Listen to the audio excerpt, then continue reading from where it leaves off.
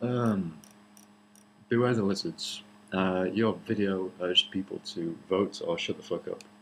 It made sense if you were addressing only those who already see democracy as a positive thing, and of course not everyone does. If there are three people on an island, it doesn't strike me as legitimate that two of them get to command the third and threaten him with force if he disobeys.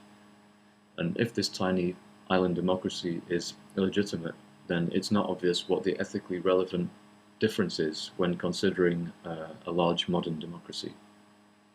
Butler Shaffer said, "When we vote in an election, we are declaring by our actions our support for the process of some people ruling others by coercive means." You talked about casting a vote to try to keep the worst guys out of power, like the BNP. And I can understand that. There's a practical value to strategic voting. But at the moment you oppose majoritarianism, the calculation concerning whether or not to vote against the BNP becomes more complicated. On the one hand, your vote reduces the risk that a party of racists gets into power by some small amount. On the other hand, by voting, even if your vote is a spoiled one, you are seen to be consenting to and thereby lending support to a system that you think is unjust.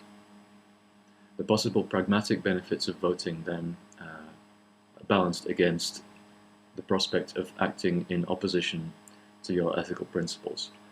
I think that can be a difficult choice to make.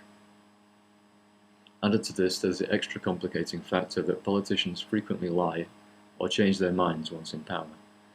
So the already flimsy causal link between your vote and the actual conditions in the place you live becomes even more threadbare.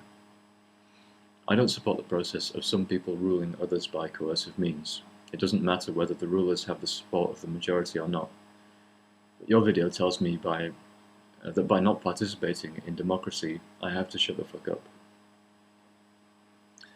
On the hypothetical desert island, a vote is taken about whether to seize Bob's possessions and redistribute them among the other two islanders. Bob doesn't vote because he thinks the whole idea is absurd. The votes are cast and Bob's things get stolen.